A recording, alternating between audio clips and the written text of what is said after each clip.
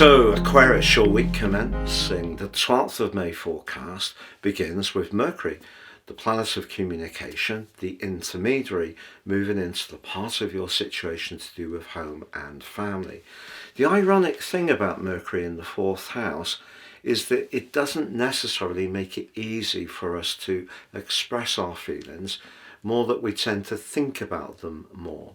But if you are grappling with some changes at home, the full moon on Monday could see you having to balance in some ways the demands of those domestic or family demands against more worldly considerations.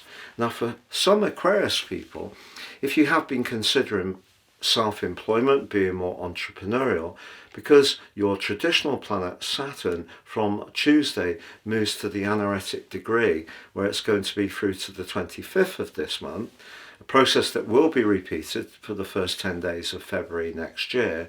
That could see you thinking very carefully about how to eke more from your resources. And the flexibility of working for yourself, especially if you have got children or elderly parents to consider, may really be very attractive.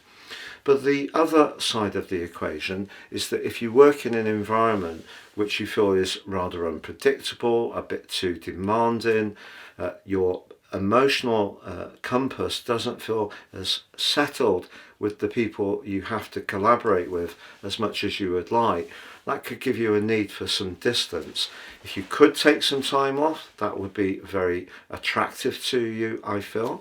The other thing that you may find with this full moon on Monday is a desire to move all the furniture around, which may seem like a really strange thing to say.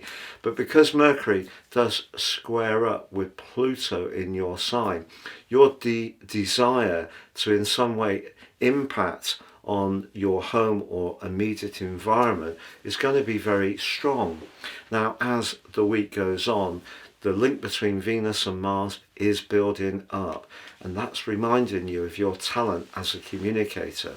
There could be someone who's starting to feature more in your situation where you're appreciating there is an ease, a flow in the way you connect to one another.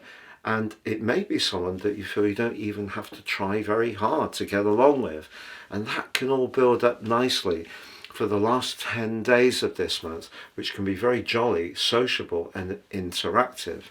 By the end of the week, however, that position of Saturn is also binding very positively to the Sun.